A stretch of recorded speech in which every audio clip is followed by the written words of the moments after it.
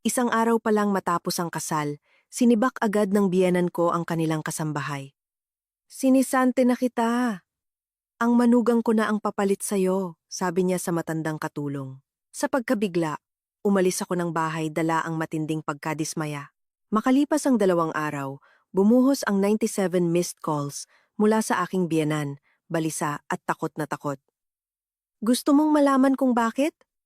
Huwag kang aalis, dahil sisimulan na natin ang isang kwentong magpapakulo ng iyong dugo at magbibigay ng aral na hinding-hindi mo malilimutan.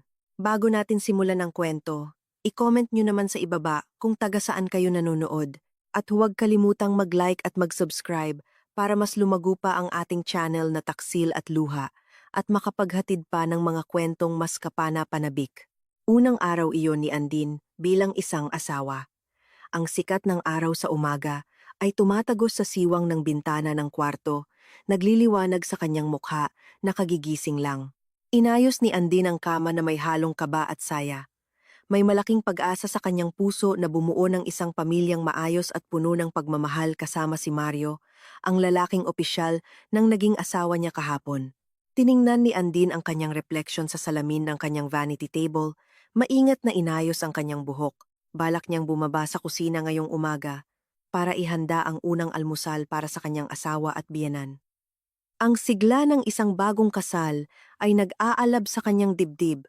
Naisip niya ang mainit na ngiti ni Mario habang tinitikman ang kanyang luto at ang taos-pusong papuri mula kay Aling Nena. Ngunit, ang matamis na pag-asang iyon ay gumuho bago pa man niya matapakan ang huling baitang ng hagdan pababa. Isang malakas na sigaw ang bumasag sa katahimikan ng umaga mula sa direksyon ng kusina. Biglang natigilan ang mga hakbang ni Andin. Bumilis ang tibok ng kanyang puso.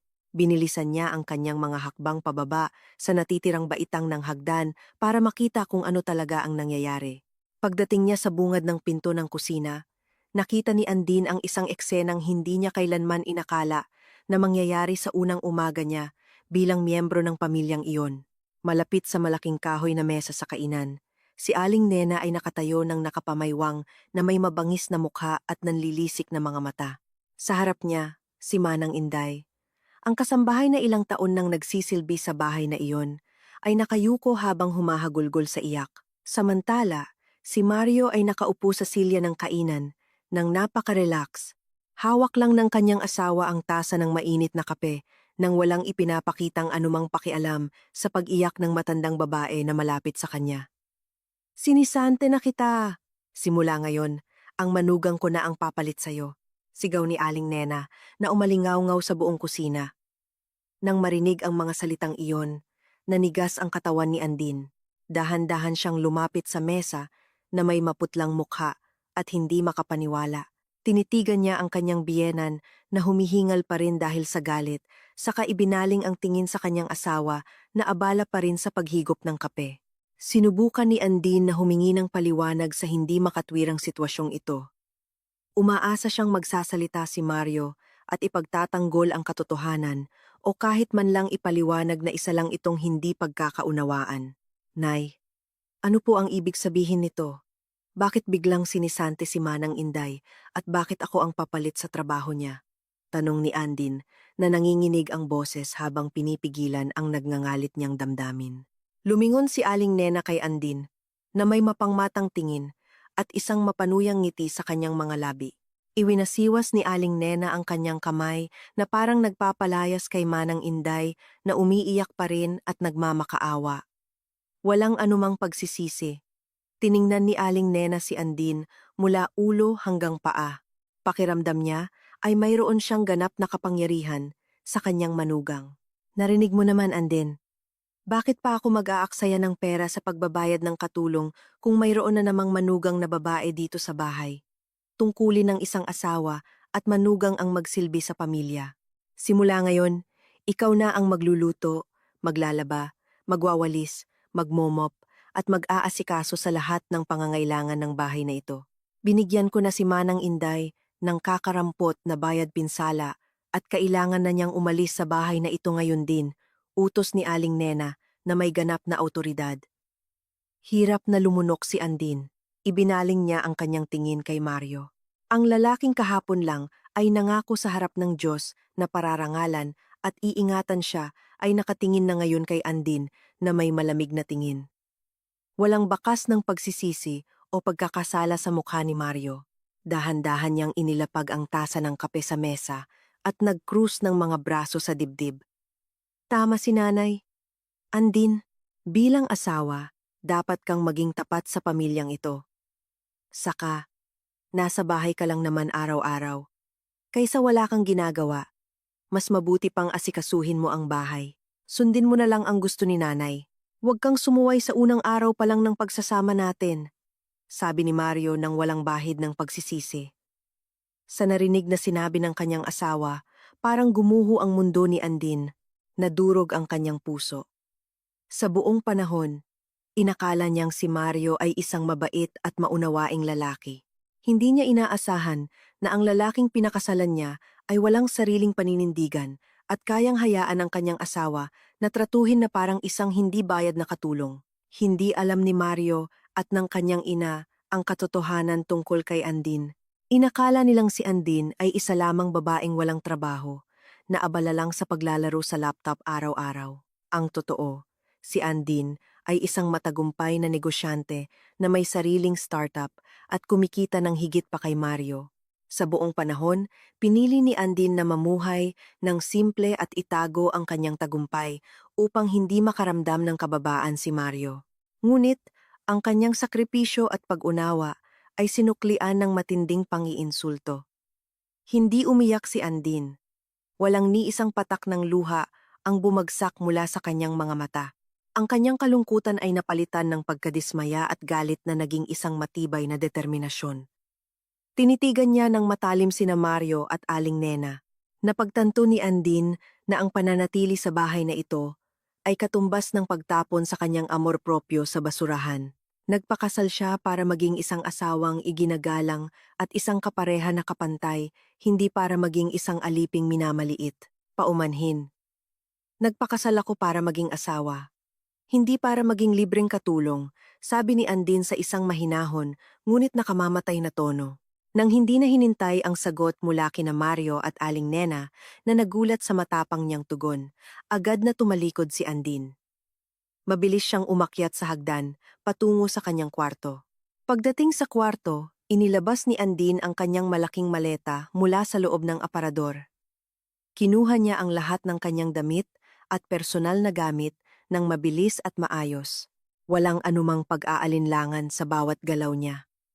Ipinasok niya ang lahat ng kanyang gamit sa maleta at isinara ito ng mahigpit. Kinuha ni Andin ang kanyang handbag, inayos sandali ang kanyang buhok sa harap ng salamin at hinila ang kanyang maleta palabas ng kwarto. Habang bumababa si Andin sa hagdan dala ang kanyang maleta, nakatayo na sina Mario at Aling Nena sa sala. Mukha silang nagulat nang makita si Andin na talagang handa nang umalis. Sinubukan ni Mario na harangan ang daan ni Andin. Ngunit marahas na iwinaksi ni Andin ang kamay ng kanyang asawa. Sumigaw si Aling Nena, ipinapaalala ang kasalanan ng isang asawang umaalis sa bahay ng kanyang asawa. Ngunit wala nang pakialam si Andin. Patuloy siyang naglakad, nilagpasan silang dalawa ng hindi lumilingon. Binuksan ni Andin ang pangunahing pinto ng bahay at lumabas patungo sa kalsada. Iniwan niya ang bahay na dapat sana'y magiging bago niyang paraiso. Ngunit naging isang lugar lamang ng pagkukunwari at pang-iinsulto. Malamig ang simoy ng hangin sa umaga na tumama sa mukha ni Andin habang nakatayo siya sa gilid ng kalsada. Kumaway siya para tumawag ng taxi na nagkataong dumaan. Matapos ilagay ang kanyang maleta sa compartment, umupo si Andin sa likurang upuan at sinabi sa driver ang kanyang destinasyon. Sa loob ng taxi, huminga ng malalim si Andin. Lumipad ang kanyang isip pabalik sa mga unang araw na nakilala niya si Mario. Naalala niya kung gaano kadalas magreklamo si Mario tungkol sa kanyang mga problemang pinansyal.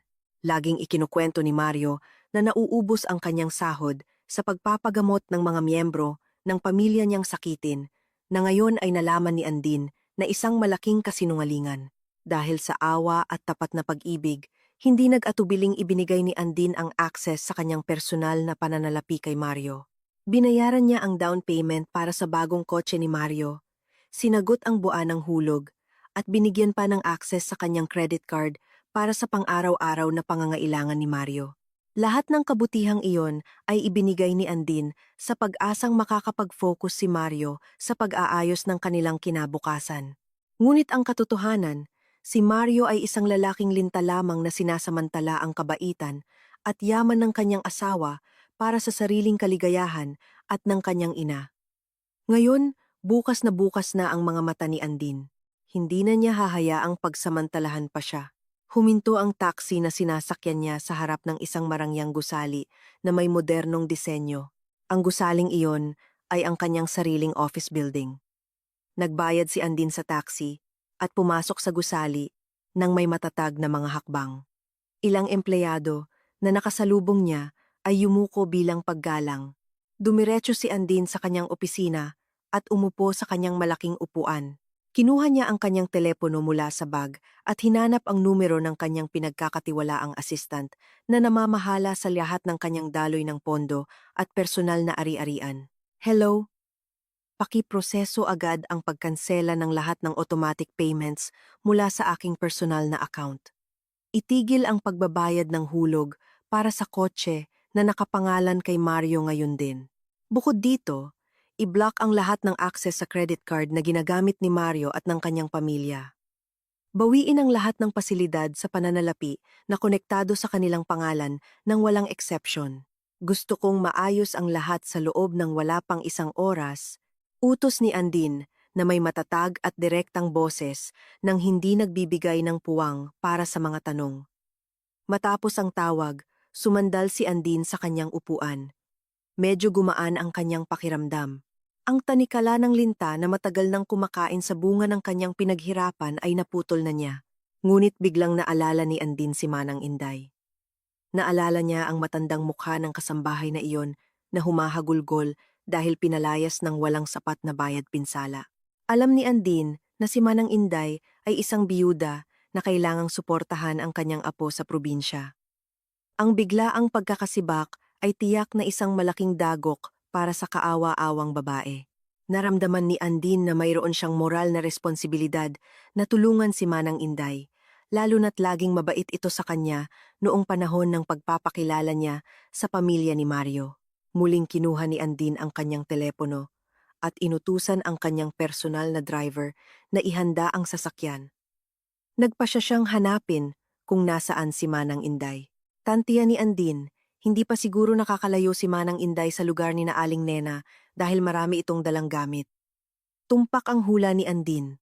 Matapos magpaikot-ikot sa mga kalsada sa paligid ng subdivision, nakita ni Andin si Manang Inday na nakaupong nag-iisip sa isang hintuan ng bus. Sa tabi niya ay may dalawang malalaking bag na mukhang luma at mabigat. Mukhang pinupunasan ni Manang Inday ang kanyang mga luha gamit ang dulo ng kanyang manggas. Sinabihan ni Andin ang kanyang driver na tumabi. Bumaba siya sa sasakyan at nilapitan si Manang Inday. Nagulat ang kasambahay nang makita si Andin na nakatayo sa kanyang harapan. Nagmamadali siyang tumayo at yumuko, nahihiya dahil si Andin na ngayon ang manugang ng kanyang dating amo. Ngunit agad na hinawakan ni Andin ang dalawang kamay ni Manang Inday at hinigpitan ang pagkakahawak dito. Tinitigan niya ang mga mata ni Manang Inday nang may buong pagmamahal. Manang Inday, hindi na po ninyo kailangang malungkot. Simula ngayon, hindi na po kayo kailangang magtrabaho sa bahay na iyon. Sumama na lang po kayo sa akin. Mayroon po akong sariling bahay na kailangan ng mag-aasikaso. Dodoblehin ko po ang sahod na tinatanggap ninyo mula kay Aling Nena. Pwede rin po kayong tumira sa pavilion sa likod ng bahay ko na napakakomportable. Kung gusto niyo po, pwede rin nating isama ang apo ninyo para doon na rin tumira. Ano po, Manang? Payag po ba kayong magtrabaho sa akin? Malambing na alok ni Andin.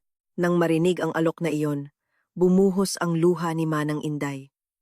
Hindi niya inaasahan na makakatanggap siya ng ganitong tulong mula kay Andin sa panahong siya ay nawawalan na ng pag-asa.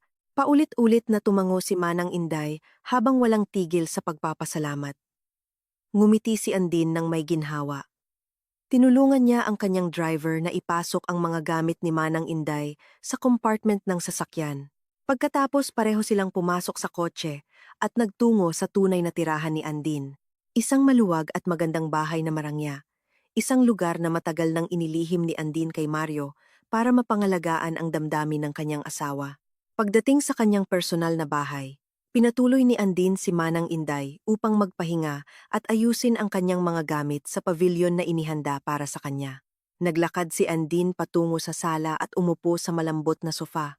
Binuksan niya ang kanyang telepono upang tingnan ang mga mensaheng pumasok. Isang mensahe mula sa kanyang assistant ang nagkukumpirma na lahat ng access sa bangko, credit card, at automatic payments para kay Mario ay matagumpay nang nablock at natigil. Ngumiti si Andin nang may kasiyahan matapos basahin ang mensahe. Inilagay niya ang kanyang telepono sa ibabaw ng salamin na mesa.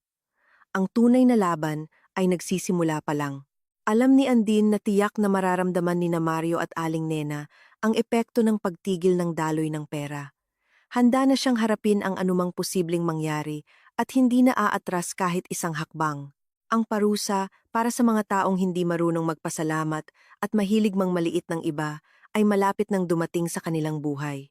2 araw na ang lumipas mula nang matatag na lisanin ni Andin ang bahay na iyon. Sa maikling panahon, ang bahay na karaniwang malinis at maayos ay naging magulo at hindi makontrol. Nagpatong-patong na mga hugasing plato at baso ng kape. Ang nasa lababo hanggang sa ang mga tira-tirang pagkain ay nagsimulang magdulot ng masangsang na amoy at makaakit ng mga langaw. Malagkit ang sahig kapag tinatapakan dahil sa mga natapong matatamis na inumin na hindi nililinis. Sa labahan, nagkalat ang mga maruruming damit ni na Mario at Aling Nena na parang isang maliit na bundok. Si Aling Nena, na sanay sa marangyang buhay at laging umaasa sa kasambahay, ay kailangan na ngayong harapin ang mapait na katotohanan na wala ng taong pwede niyang utusan. Ang matandang babae ay walang kaalam-alam sa pag-aasikaso ng malaking bahay na iyon ng mag-isa. Kinaumagahan, nagising si Aling Nena na kumakalam ang sikmura sa gutom. Naglakad siya ng pagiwang-giwang patungo sa kusina sa pag-asang may matitirang pagkain mula kahapon. Ngunit, walang laman ang mesa. Sinubukan niyang buksan ang kalan para magprito ng isang itlog. Ngunit dahil sa kanyang kamangmangan sa pag-aayos ng apoy, nasunog ang itlog at naglabas ng makapal na usok na nagpahapdi sa kanyang mga mata. Habang umuubo, pinatay ni Aling Nena ang kalan at ibinato ang spatula sa lababo na may nag-aalab na galit. Sumigaw siya at tinawag si Mario na mahimbing pang natutulog sa kanyang kwarto. Bumaba si Mario na may gusot na mukha at halos pikit pa ang mga mata. Walang pakialam sa mga reklamo ng kanyang ina tungkol sa magulong bahay at gutom na sikmura. Kaswal na kinuha ng lalaki ang kanyang telepono para mag-order ng pagkain sa pamamagitan ng delivery service.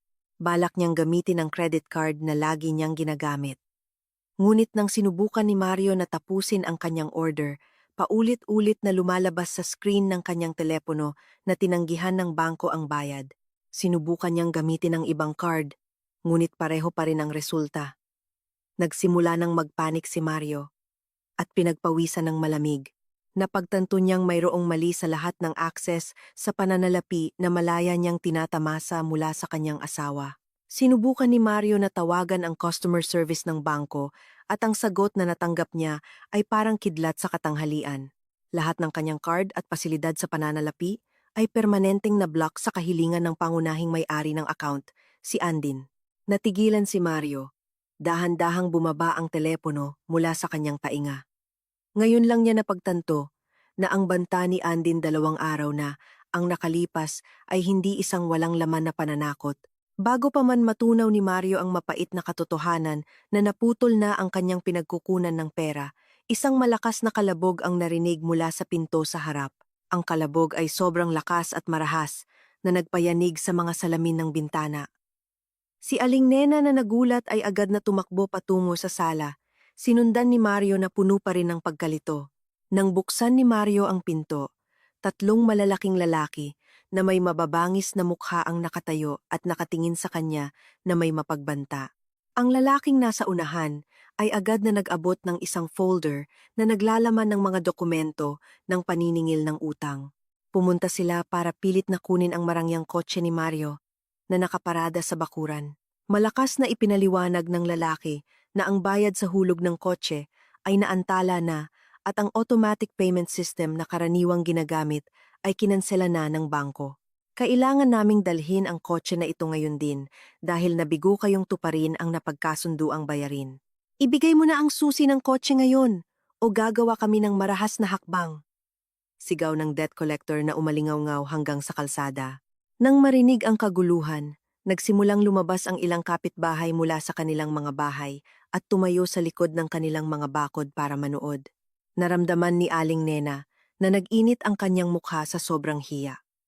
Sa buong panahon, lagi niyang ipinagmamalaki ang yaman at marangyang kotse ng kanyang anak sa mga kapitbahay. At ngayon, nakikita ng lahat ang kanyang kasinungalingan na nabubunyag sa nakakahiyang paraan. Sinubukan ni Aling Nena na pakiusapan ang mga maniningil ng utang na may nagmamakaawang boses, humihingi ng palugit ng ilang araw. Ngunit, hindi nakinig ang mga lalaki sa anumang dahilan. Si Mario, na nawalan na ng katinuan, ay sinubukang lumaban, ngunit agad siyang tinulak sa dibdib ng isa sa mga maniningil hanggang sa matumba siya. Dahil wala nang ibang pagpipilian at takot na lumaki pa ang gulo, nanginginig na ibinigay ni Mario ang susi ng kanyang paboritong kotse. Pareho silang nanigas habang pinapanood ang marangyang kotse na papalayo mula sa kanilang bakuran. Ang hiya, gutom, at galit ay naghalo sa dibdib ni Aling Nena. Lumingon siya at tiningnan si Mario na may buong pagsisisi. Napagtanto ni Aling Nena na lahat ng pagkawasak na ito ay nagsimula nang umalis si Andin. Sinisi niya si Andin sa lahat ng kasamaang nangyari sa kanilang pamilya ngayon. Gamit ang nanginginig na kamay dahil sa nag-uumapaw na emosyon, kinuha ni Aling Nena ang kanyang telepono at sinimulang tawagan ang numero ni Andin. Ang unang tawag ay hindi sinagot. Ang pangalawa ay binalewala. Paulit-ulit na pinindot ni Aling Nena ang call button na parang nawawala sa katinuan. Patuloy na ipinapakita ng screen ng telepono na ang tawag ay idinidirekta. Hindi sumuko si Aling Nena. Patuloy siyang tumawag habang nagmumura at isinusumpa ang kanyang manugang. Samantala, sa isang marangya at tahimik na opisina, si Andin ay nakaupo sa kanyang upuan habang umiinom ng mainit na tsaa. Sa ibabaw ng kanyang mesa, ang screen ng kanyang telepono ay patuloy na kumikislap, ipinapakita ang pangalan ni Aling Nena bilang tumatawag. Pinatay ni Andin ang tunog ng kanyang ringtone. Hinahayaang kumislap ang screen na parang isang piping palabas na nakakaaliw. Nakita niya ang bilang ng mga hindi nasagot na tawag na mabilis na dumarami. 50 tawag, 70 tawag, hanggang sa huminto ang numero sa 97 na hindi nasagot na tawag. Inilapag ni Andin ang kanyang tasa ng tsaa. Alam niyang sa kabilang linya, ang kanyang dating biyenan ay tiyak na nasa kasagsagan ng pagkapanik at galit. Nang pumasok ang 98 na tawag, nagpa siya si Andin na sagutin ito. Bago pa man makapagsalita si Andin, ang matinis na sigaw ni Aling Nena ay agad na tumusok sa kanyang tainga. Andin, ang lakas ng loob mong gawin ito sa amin. Walang utang na loob na asawa. Bumalik ka dito sa bahay ngayon din at ayusin mo ang lahat ng gulong ito. Bayaran mo ang lahat ng bayarin sa kotse ng anak ko o sisirain ko ang buhay mo, sigaw ni Aling Nena mula sa kabilang linya na humihingal. Pinakinggan ni Andin ang lahat ng mura na may kalmadong mukha, walang bahid ng takot o pagsisisi sa kanyang puso. Matapos sumigaw si Aling Nena at tanging ang kanyang mabigat na paghinga na lang ang naririnig, inilapit ni Andin ang telepono sa kanyang mga labi. Sinagot niya ang sinabi ng kanyang biyenan na may napakalamig, matalim at puno ng kasiyahang tono. Sige, magpakasaya kayo sa magarang bahay na yan ang wala ako. Huwag niyo na akong tatawagan pa. Dahil simula sa oras na ito, wala na akong pakialam sa buhay ninyo. Mariing sabi ni Andin. Nang hindi na hinintay ang sagot, o isa pang sigaw ng galit mula kay Aling Nena, agad niyang pinutol ang tawag. Pagkatapos ay binlock niya ang numero ng telepono ni na Aling Nena at Mario. Inilagay ni Andin ang kanyang telepono pabalik sa mesa at huminga ng malalim. Ang mabigat na pasanin na matagal nang gumagapos sa kanya ay tuluyan nang natanggal. Ngayon, hayaan niyang maramdaman nila kung gaano kalupit ang buhay na walang masandalan. Dahan-dahang tumaas ang araw, nagdadala ng init na tumatagos sa salamin ng bintana ng opisina ni Andin. Abala ang kanyang opisina sa iba't ibang proyekto ng disenyo ng gusali na kasalukuyang isinasagawa. Ngunit ang isip ni Andin ay nakatuon sa ibang bagay na mas mahalaga kaysa sa kanyang trabaho. Kamakailan, umupa si Andin ng isang pinagkakatiwalaang pribadong investigador para malalimang siyasatin ang lahat ng aktibidad at kasaysayan ng pananalapi ni Mario habang sila ay magkarelasyon hanggang sa magpakasal. Naramdaman ni Andin na kailangan niyang kolektahin ang lahat ng tunay na ebidensya para masigurado na ang desisyon niyang iwan ang lalaking iyon ay ang pinakatamang hakbang. Hindi niya gustong magpadalos-dalos. Kailangan niya ng matibay na katotohanan na magiging sandata niya kung sakaling subukan ng pamilyang iyon na gumawa ng gulo. Dahan-dahang kumatok ang pinto ng opisina ni Andin. Isang lalaking nasa katanghaliang gulang na may maayos na damit ang pumasok, may dalang isang makapal na brown na folder. Ang lalaking iyon ay ang taong pinagkakatiwalaan ni Andin na nangolekta ng lahat ng mahalagang impormasyon. Inilagay niya ang folder sa harap ni Andin, saka umupo sa kabilang upuan na may seryosong mukha. Tinitigan ni Andin ang folder sandali bago niya ito buksan. Regular ang tibok ng puso ni Andin. Inihanda na niya ang kanyang sarili para tanggapin ang anumang masamang katotohanan na nakasulat sa mga papel na iyon. Ngunit, ang natuklasan niya sa loob ng folder ay mas masahol at kasuklam-suklam pa kaysa sa kanyang inaakala. Ang unang pahinang hinila ni Andin mula sa folder ay isang kopya ng kasaysayan ng daloy ng pera mula sa account na ipinagkatiwala niya kay Mario. Malinaw na nakalista doon ang mga napakalaking halaga na regular na dumadaloy sa isang account number na hindi niya kilala. Nagsimulang magpaliwanag ang lalaki sa harap niya. Ang milyon-milyong piso na hiningi ni Mario sa dahilan na para sa pagtatayo ng sariling negosyo ay hindi kailanman ginamit para sa anumang puhunan. Lahat ng perang pinaghirapan ni Andin ay walang awang inilipat ni Mario sa account ng isang babaeng nagngangalang Lisma. Napalunok si Andin nang mabasa ang pangalang iyon. Isang pangalan na hindi kailanman nabanggit ni Mario habang sila ay magkakilala. So, lahat ng perang sinabi niyang para sa puhunan ay ibinigay pala sa babaeng iyon? Tanong ni Andin, na pinipigilan ang kanyang emosyon. Tama po, sinubaybayan namin kung saan napupunta ang pera. Karamihan ay ginamit para tustusan ang marangyang pamumuhay ng babaeng nagngangalang Lisma. Napatunayan naming binilhan ni Ginoong Mario ng iba't ibang mamahaling alahas, branded na bag at binayaran pa ang upa sa isang high-end na tirahan para sa babaeng ito.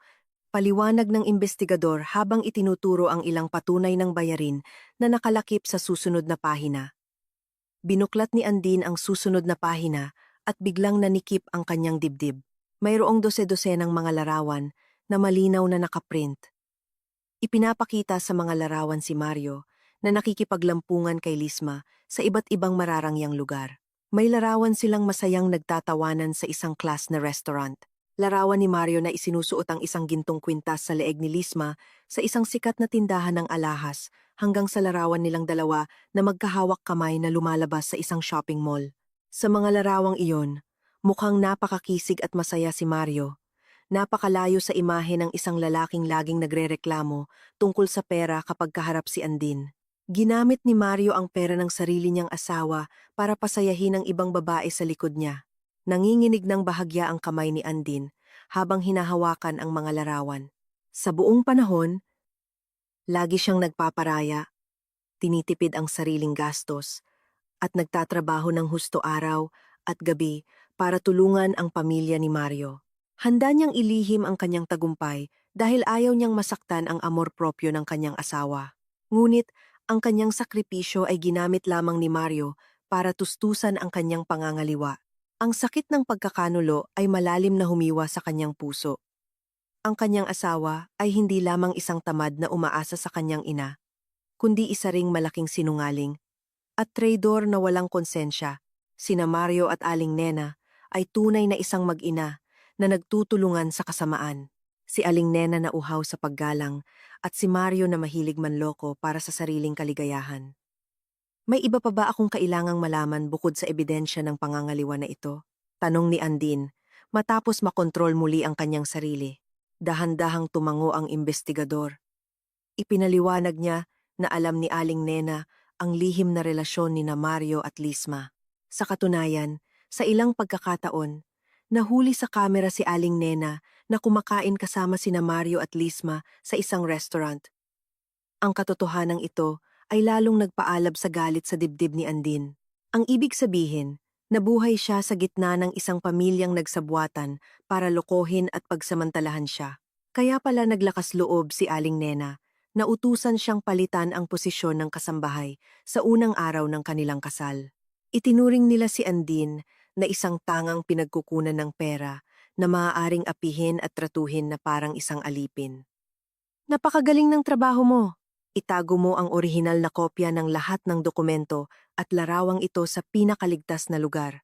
Gagamitin natin ito bilang pangunahing ebidensya kapag nagsampa ako ng kaso ng diborsyo sa hukuman ng pamilya. Tiyakin mong walang butas para maitanggi nila ang katotohanan ito, sabi ni Andin na may matatag at kalkuladong tono. Matapos magpaalam at umalis ang investigador, tumayo si Andin mula sa kanyang upuan. Lumakad siya patungo sa malaking salamin na bintana at tumingin sa malayo, sa tanawin ng mga gusali sa labas. Wala nang luha ng kalungkutan. Ang natitira na lang ay ang determinasyong sintigas ng bakal para wasakin ang kanilang kayabangan. Napagtanto ni Andin na ang pananahimik at pag-alis ay hindi sapat para turuan ng leksyon ang mga taong tulad ni na Mario at Aling Nena. Kailangan niyang tiyakin na mawawala sa kanila ang lahat ng bagay na ipinagmamalaki nila na mula sa pagnanakaw ng kanyang karapatan. Inilagay ni Andin ang lahat ng ebidensya ng kabulukan ni Mario sa isang bakal na kahadeyero na nakatago sa likod ng isang malaking pinta sa kanyang opisina. Mahigpit niyang isinara ito, malapit na niyang ihanda ang mga papeles para sa diborsyo. Ngunit bago iyon mangyari, hahayaan muna niyang maramdaman nila ang dahan-dahang paghihirap mula sa pagkawala ng pinagkukunan ng pera na sumusuporta sa kanilang pekeng pamumuhay. Isang malamig na ngiti ang sumilay sa labi ni Andin habang iniisip ang araw na mabubunyag ang lahat ng katotohanan sa harap mismo ng kanilang mga mata. Ang laro ay papasok pa lang sa pinakakapanapanabik na yugto at hawak ni Andin ang lahat ng alas para sa kanyang tagumpay.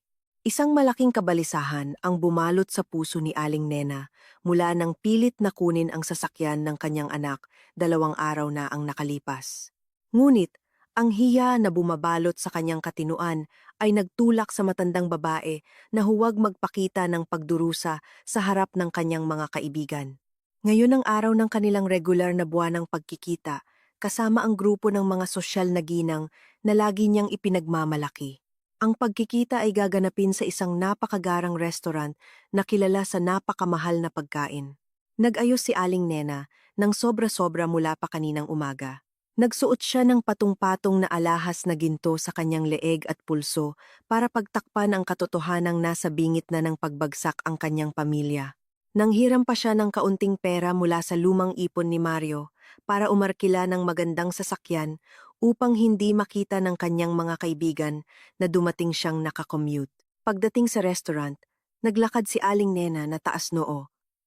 Agad siyang sinalubong ng kanyang mga kaibigan na nagtipon na sa isang bilog na mesa sa gitna. Umupo si Aling Nena sa pangunahing upuan, handa nang maging sentro ng atensyon gaya ng dati. Sa buong pagtitipon, hindi tumigil ang bibig ni Aling Nena sa pagyayabang. Malakas siyang nagkwento tungkol sa tagumpay ni Mario sa kanyang negosyo at kung gaano kalaki ang perang ibinibigay sa kanya buwan-buwan. Hindi niya binanggit ang pangalan ni Andin, na para bang hindi ito kailanman naging bahagi ng kanilang buhay. Nakikinig ang kanyang mga kaibigan na may iba't ibang ekspresyon.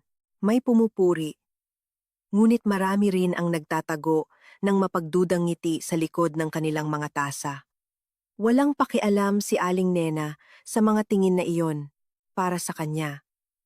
Ang pagkilala mula sa ibang tao ang pinakamahalaga para mapanatili ang kanyang amor propyo. Para patunayan ang kanyang sinasabi, Sinadya ni Aling Nena na kunin ang menu at umorder ng iba't ibang pinakamahal na pagkaing dagat. Umorder din siya ng iba't ibang uri ng sariwang fruit juice na napakamahal para sa lahat ng nasa mesa. Gusto niyang ipakita na wala siyang problema sa paggastos ng malaking halaga. Sunod-sunod na dumating ang mga order at pinuno ang kanilang mesa. Ang bango ng masasarap na pagkain ay kumalat sa hangin. Inanyayahan ni Aling Nena ang kanyang mga kaibigan na kumain hanggat gusto nila habang patuloy na nagkukuwento tungkol sa mga pekeng plano ni Mario na bumili ng mas malaking bahay.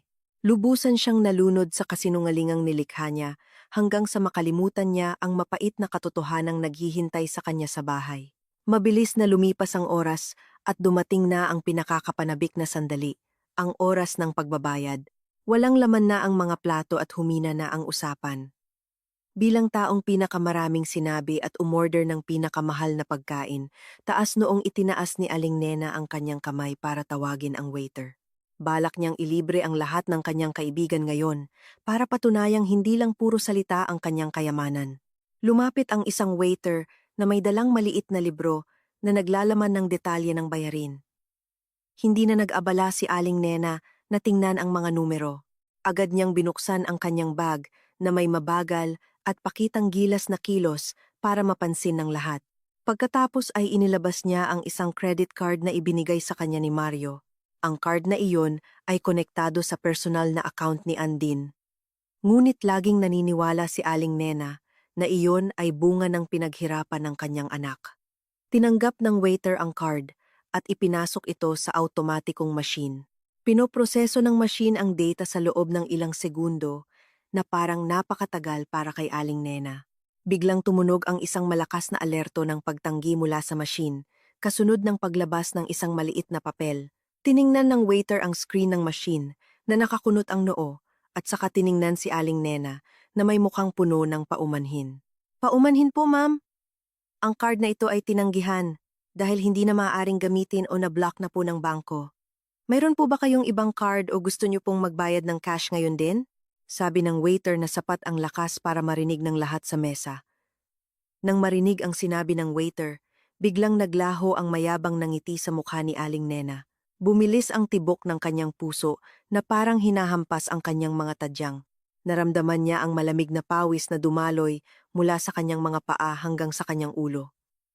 Ang kanyang mga kaibigan na kanina'y abala sa pagkukuwentuhan ay biglang natahimik at matalim na nakatingin sa kanya. Narinig ang mahihinang bulungan mula sa kanyang kaliwa at kanan.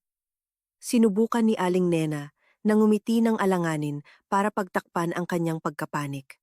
Inagaw niya ang card mula sa kamay ng waiter at hiniling na subukan itong muli.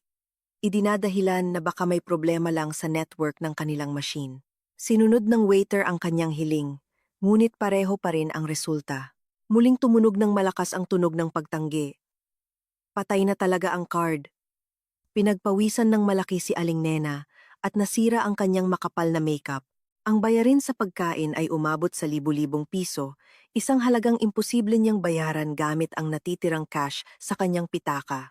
Ang bulungan ng kanyang mga kaibigan ay mas lalong lumakas at nakakasakit sa tainga. Ang ilan sa kanila ay hayagan ng pinagtatawanan ang kamalasan ni Aling Nena at iniinsulto ang kanyang kayabangan. Ang hindi maipaliwanag na kahihiyan ay sumampal ng malakas sa mukha ni Aling Nena. Winasak ang kanyang amor propyo hanggang sa pinakamababang antas. Dahil wala nang ibang paraan at lumalapit na ang manager ng restaurant para humingi ng paliwanag, nanginginig na tinanggal ni Aling Nena ang 2 malalaking gintong pulseras mula sa kanyang pulso. Ibinigay niya ang kanyang paboritong alahas sa manager bilang garantiya para hindi siya makulong dahil sa pagkain ng hindi nagbabayad. Tinanggap ng manager ang garantiya at binigyan siya ng resibo. Lumabas si Aling Nena sa marangyang lugar na iyon na nakayuko. Nanghihina ang kanyang katawan na parang walang buto. Lumabas siya na sinundan ng mapangmatang tingin ng mga taong itinuturing niyang matalik na kaibigan. Ang kanyang pag-uwi ay puno ng nag-aalab na galit. Ibinagsak niya ang pinto at sinigawan si Mario na tanging nakatulala lang sa pagkawasak na unti-unting lumalamon sa kanilang pamilya. Kinaumagahan, nagising si Aling Nena na may matinding paghihiganti na bumabalot sa kanyang isip at puso. Ang kahihiyang nilunok niya sa pagtitipon kahapon ay hindi nagpatulog sa kanya buong gabi. Namamaga ang kanyang mga mata sa kaiisip sa nakakahiyang pangyayaring iyon. Sinisi niya si Andin sa lahat ng sakunang dumating sa kanilang pamilya. Sa kanyang makitid na pag-iisip, si Andin ang utak ng lahat ng kaguluhan. Isang suwail na manugang na sinadyang ipahiya ang kanyang biyenan at sirain ang buhay ng kanyang asawa. Hindi man lang pinagnilayan ni Aling Nena ang kanyang pagkakamali sa pagpapalayas sa kasambahay at pagmamaliit kay Andin sa unang araw ng kasal. Pakiramdam niya ay may karapatan siyang magalit at turuan ng leksyon ang babaeng naglakas loob na hamunin ang kanyang kapangyarihan. Nagmamadaling hinalungkat ni Aling Nena ang aparador ni Mario para hanapin kung saan nagtatrabaho si Andin. Hinalughog niya ang mga papel at kuwaderno ng kanyang anak. Matapos ang ilang sandali, natagpuan niya ang isang address ng isang office building na isinulat ni Mario sa likod ng isang maliit na kuwaderno.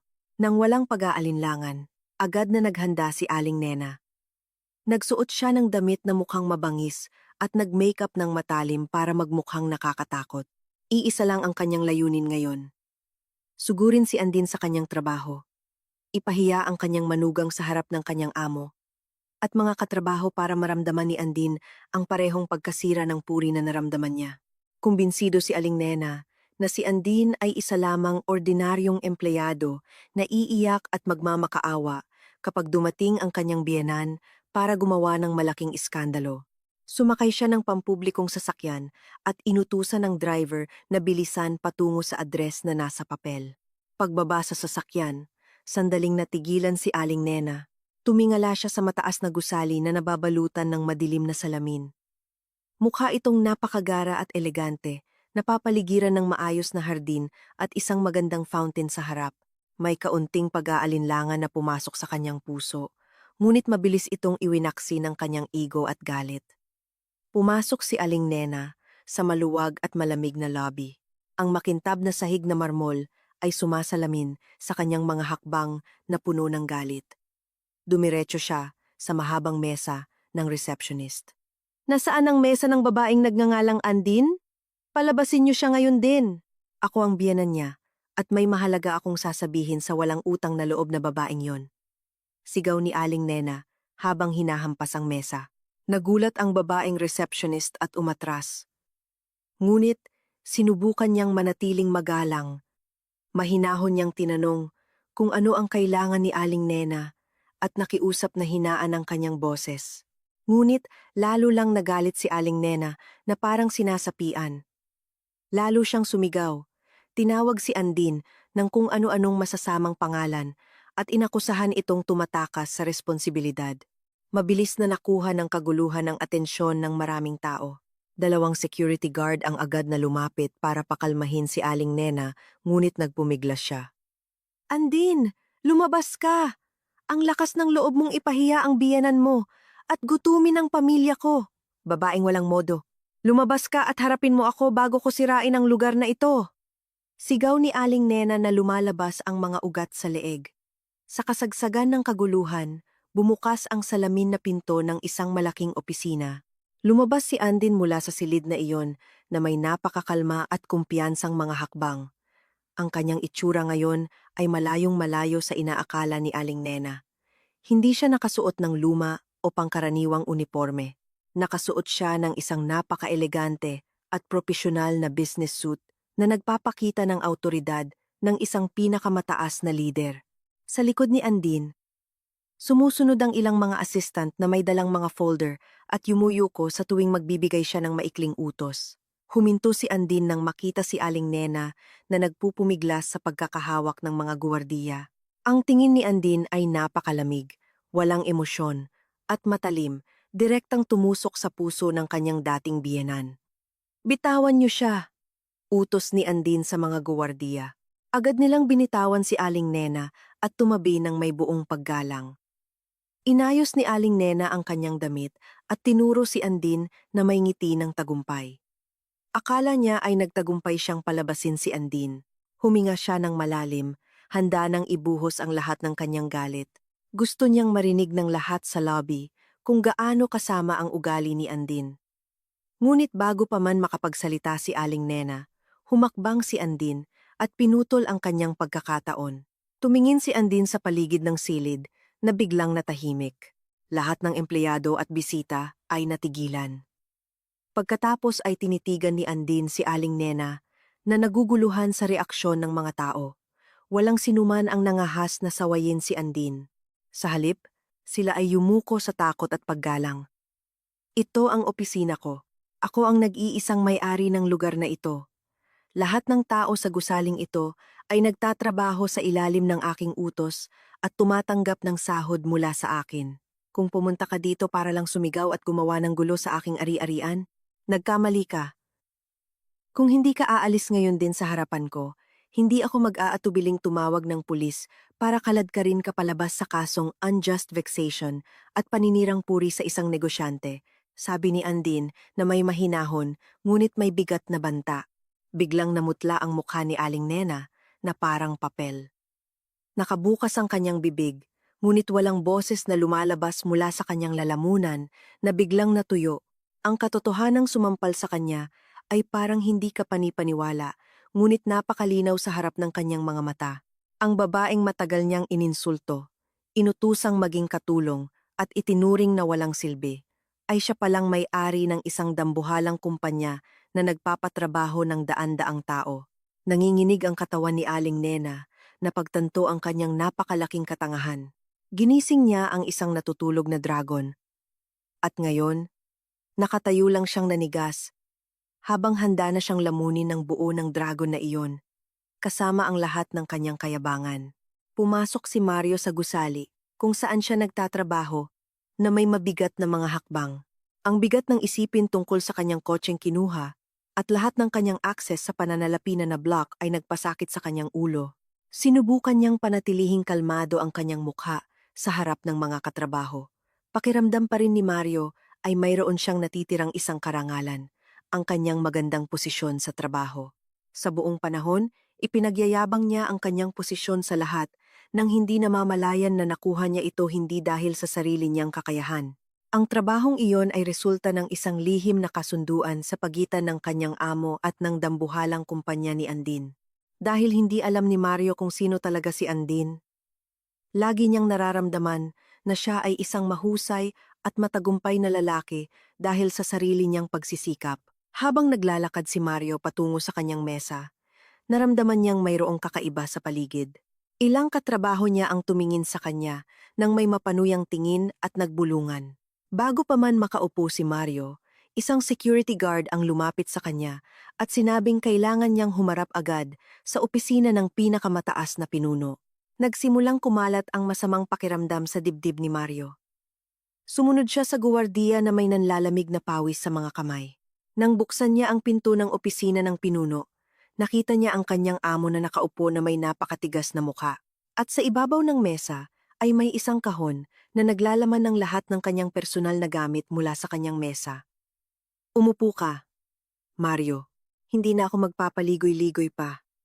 Simula ngayon, sa oras na ito, opisyal ka nang tinatanggal sa trabaho. Hindi na kailangan ng kumpanya ang serbisyo mo, sabi ng pinuno na may napakatatag na tono. Nang marinig ang biglaang desisyon, naramdaman ni Mario na parang may malaking batong tumama sa kanyang ulo. Sinubukan niyang magprotesta at tanungin ang dahilan ng pagkatanggal na sa tingin niya ay hindi makatwiran. Pakiramdam niya ay hindi siya gumawa ng malaking pagkakamali sa kanyang trabaho.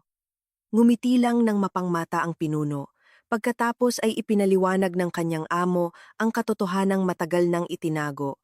Kamakailan lang ay nawalan ng suportang pinansyal at pakikipagtulungan ang kanilang kumpanya mula sa pinakamalaking kliyente nila. Binawi ng kliyenteng iyon ang lahat ng uri ng pamumuhunan at nagbigay ng isang kondisyon kung nais nilang ipagpatuloy ang kooperasyon.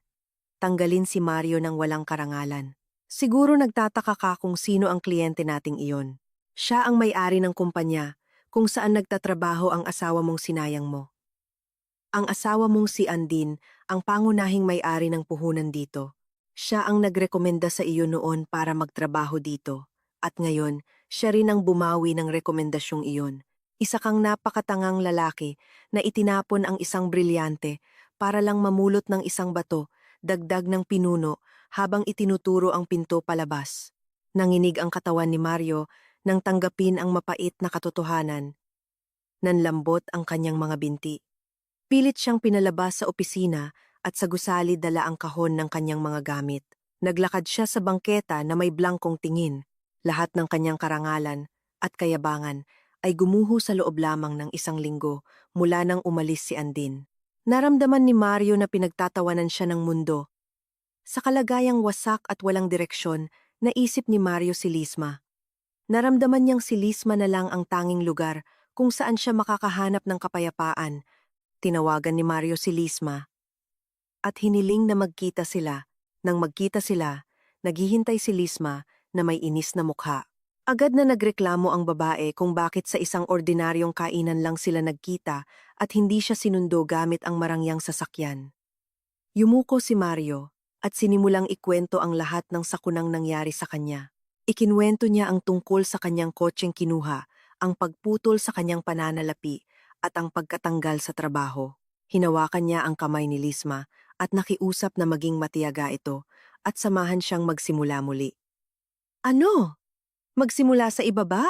Sa tingin mo, gusto kong maghirap kasama ang isang lalaking walang trabahong tulad mo? Kaya lang ako sumama sa'yo dahil lagi mo akong binibigyan ng alahas at malaking pera. Kung wala ka nang maibibigay, bakit pa ako mag-aaksaya ng panahon sa'yo? Sigaw ni Lisma habang marahas na binawi ang kanyang kamay. Tumayo si Lisma at tiningnan si Mario na may puot at pandidiri. Nang walang anumang paalam, tumalikod ang babae at iniwan si Mario na nakatulala. Ang sunod-sunod na dagok na ito ay sa wakas ay nagpagising kay Mario na walang sinuman ang tunay na tapat sa kanya maliban kay Andin. Ang babaeng matagal niyang niloko at pinagsamantalahan ang yaman ay ang tanging taong nagmahal sa kanya nang walang kondisyon. Isang malalim na pagsisisi ang nagsimulang kumain sa konsensya ni Mario. Gamit ang natitirang lakas, pinuntahan ni Mario ang address ng pribadong bahay ni Andin na nalaman niya lang napakagara ng bahay at mahigpit na binabantayan. Tumayo si Mario sa harap ng mataas na bakal na gate. Nagmamakaawa sa guwardiya na payagan siyang makipagkita sa kanyang asawa. Matapos ang ilang sandali, dahan-dahang bumukas ang gate. Hindi si Andin ang sumalubong sa kanya, kundi isang abogado na may dalang malaking sobre. Inabot ng abogado ang sobre sa dibdib ni Mario. Walang panahon si Ginang Andin na makipagkita sa isang sinungaling na tulad mo. Ipinapabigay niya ito. Nasa loob nito ang petisyon para sa diborsyo at lahat ng ebidensya ng iyong pangangaliwa. Humanda ka sa paglilitis, sabi ng abogado, at muling pumasok at isinara ang gate. Nanginginig na binuksan ni Mario ang sobre. Napakaraming larawan ng kanyang pagsasama ni Lisma, ang malinaw na nakaprint doon, kasama ang mga dokumento ng diborsyo na nilagdaan na ni Andin. Napaupo si Mario sa kalsada, humagulgol sa iyak dahil sa kanyang katangahan na sumira sa sarili niyang kinabukasan. Dumating na ang araw ng paglilitis. Ang silid hukuman ng pamilya ay puno ng tensyon. Si Andin ay nakaupo ng tuwid, nagpapakita ng pambihirang katahimikan at autoridad. Walang bakas ng takot sa kanyang mukha. Sa tabi niya, inaayos ng kanyang abogado ang mga ebidensya. Sa kabilang panig, si Mario ay nakaupo na may bagsak na balikat at nanlulumong mukha. Samantala, si Aling Nena na nakaupo sa likuran ay patuloy na nagpapakita ng galit at puot kay Andin, nagbubulungan at lumilikha ng hindi komportableng kapaligiran. Pumasok ang mga hukom at opisyal na nagsimula ang paglilitis. Binasa ng punong hukom ang mga punto ng demanda sa diborsyo na isinampa ni Andin, kabilang ang pagsisinungaling tungkol sa pananalapi, pangangaliwa, pang-iinsulto mula sa pamilya ng asawa, at pandaraya sa pondo. Nang marinig ang lahat ng akusasyon, hindi na napigilan ni Aling Nena ang sarili. Tumayo siya at nagsimulang sumigaw. Binabaliwala ang mga alituntunin ng korte. Kasungalingan niyan lahat, kagalang-galang na hukom. Ang manugang kong ito ay isang malaking sinungaling. Inimbento niya lang ang lahat ng kwentong ito para pagtakpan ang sarili niyang masamang ugali. Isa siyang suwail na asawa na pinabayaan ang kanyang asawa at biyenan. Sigurado akong gumagamit siya ng droga, kaya nawala ang kanyang katinuan. Sigaw ni Aling Nena habang tinuturo si Andin. Malakas na pinukpok ng hukom ang kanyang martilyo at binalaan si Aling Nena na kung hindi siya titigil, papalabasin siya. Napaupo si Aling Nena, ngunit nanlilisik pa rin ang kanyang mga mata. Hindi natinag si Andin. Ngumiti lang siya at sinenyasan ang kanyang abogado na magsimula. Kagalang-galang na hukom. Ang kliyente namin ay hindi kailanman gumawa ng anumang labag sa batas. Sa katunayan, mayroon kaming napakatibay na ebidensya ng masamang trato na natanggap ng aming kliyente sa unang araw pa lang ng kanyang kasal. Ito ang naging dahilan kung bakit siya umalis, sabi ng abogado ni Andin.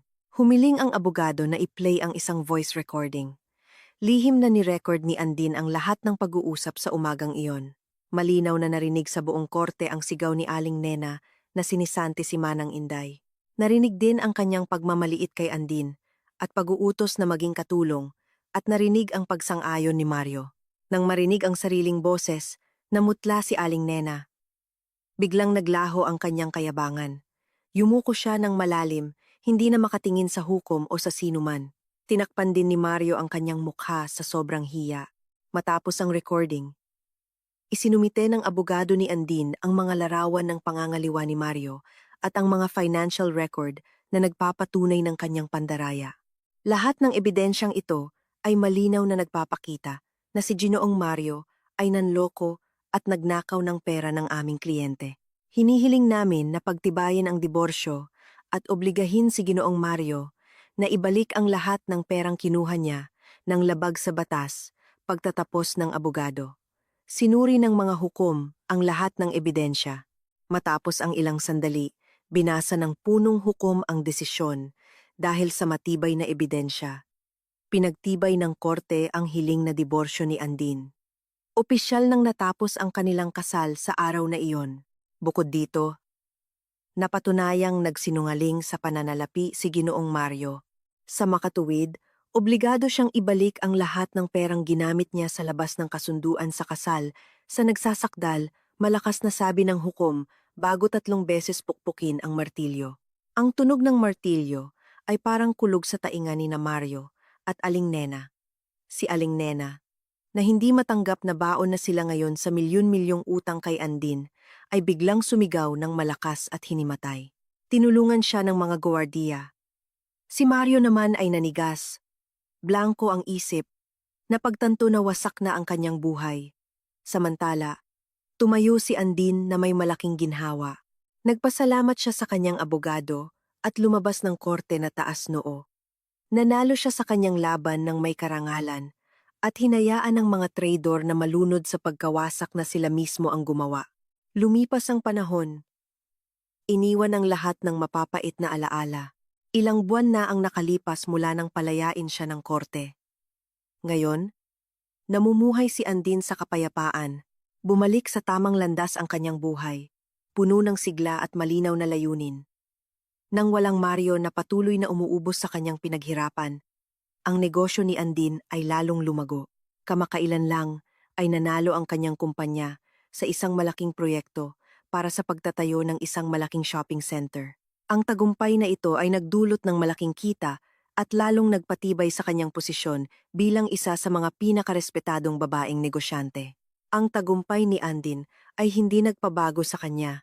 Sa halip, lalo siyang nagbukas ng maraming trabaho para sa mga nangangailangan. Para sa kanya, ang yaman ay hindi dapat itago para sa sarili, kundi isang daan para magbigay ng biyaya sa iba. Ang prinsipyong ito ang nagpatibay sa katapatan at paggalang ng kanyang mga empleyado. Naging payapa rin ang kanyang tahanan. Si Manang Inday, na dati ipinalayas, ay mayroon ng marangal na posisyon sa bahay.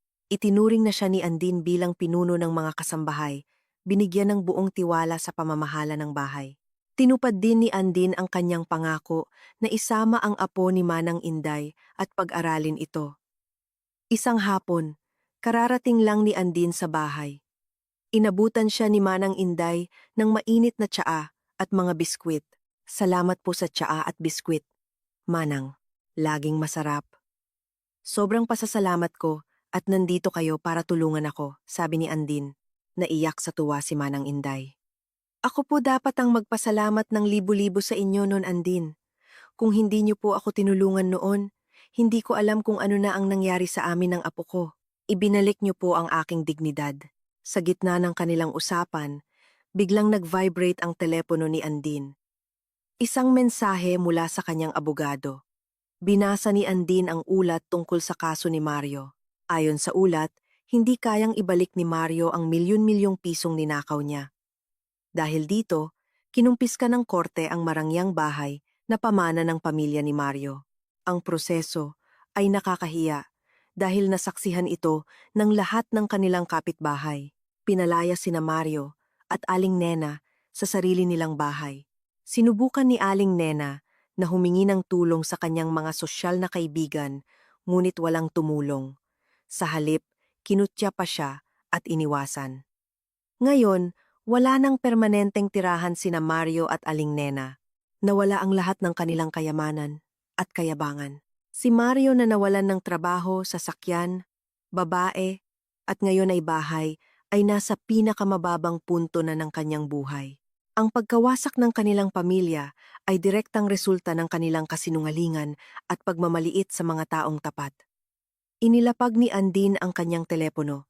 Walang bahid ng awa sa kanyang puso. Naramdaman niyang naisakatuparan na ang hustisya. Ang buhay ay nagbigay sa kanila ng mahalagang aral na walang kasamaang hindi pinagbabayaran. Tirik na tirik ang araw. Sa gitna ng siksikang trapiko, komportableng nakaupo si Andin sa likod ng kanyang marangyang kotse. Malamig sa loob, kabaligtaran ng init sa labas. Kagagaling lang niya sa pag-inspeksyon ng isang proyekto at pabalik na sa kanyang opisina. Habang naghihintay na magberde ang ilaw trapiko, napako ang tingin ni Andin sa isang eksena sa kabilang kalsada. Sa harap ng isang malaking bahay, may isang matandang babae na nagwawalis ng kalsada. Ang damit ng babae ay napakadumi at basa ng pawis. Suot niya ang isang salakot para protektahan ang sarili sa init. Nang tumayo ang babae para punasan ang pawis, natigilan si Andin. Sa likod ng mukhang sunog sa araw at puno ng pagod, malinaw na nakilala ni Andin kung sino ito. Ang babaeng nagwawalis ay si Aling Nena, ang biyena na dati laging nagpapakitang gilas ng kanyang mga alahas at mamahaling damit, ngayon ay napipilitang gumawa ng mababang trabaho para lang kumita ng pera. Wala nang bakas ng kayabangan sa kanyang mukha. Tanging pagdurusa at kawalan ng pag-asa. Napilitan si Aling Nena na maging tagalinis para mabuhay. Bago pa man mawala ang pagkagulat ni Andin, napalingon ang kanyang tingin sa isang lalaki na nakaupo sa isang karton sa bangketa, hindi kalayuan kay Aling Nena. Nakayuko ang lalaki habang nag-aalok ng mga lumang gamit tulad ng damit, sapatos at ilang gamit sa bahay. Tiningnan ni Andin ng maigi at isa na namang nakakagulat na katotohanan ang sumampal sa kanya. Ang lalaking nagbebenta ng mga gamit basura na mukhang payat at hindi alaga ay si Mario. Ang lalaking dati ipinagmamalaki ang kanyang posisyon. Nagmamaneho ng marangyang kotse na pinaghirapan ng kanyang asawa at nangangaliwa, ngayon ay naghihirap at nagbebenta ng tira-tirang gamit sa gilid ng kalsada. Natigilan si Andin. Patuloy niyang tinitigan ang dalawang tao mula sa kanyang nakaraan. Walang mapanuyang ngiti, walang tawa ng tagumpay. Ngunit sa kanyang puso, nakaramdam siya ng matinding kasiyahan. Ang hustisya ng mundo ay gumagana sa paraang kamangha-mangha at tumpak. Hindi niya kailangang dumihan ang kanyang mga kamay dahil ang masama nilang ugali, kayabangan, at kasinungalingan ang nagtulak sa kanila sa bangin ng pagdurusa. Aling Nena, Mario, sa wakas ay nakuha ninyo ang lugar na nararapat sa inyo ayon sa inyong itinanim, bulong ni Andin sa kanyang sarili. Sa sandaling iyon, tila may humila kay Aling Nena. Bigla siyang lumingon at napatingin sa marangyang itim na kotse na huminto sa traffic light. Bahagyang bukas ang bintana sa likuran, malinaw na ipinapakita ang taong nasa loob. Nanlaki ang mga mata ni Aling Nena, nanginginig ang kanyang mga labi, nahulog ang walis tingting mula sa kanyang kamay. Isang matinding kahihiyan ang bumalot sa kanya. Nahuli siya sa kanyang pinakakahiyahiyang kalagayan ng babaeng dati niyang pinilit na maging katulong.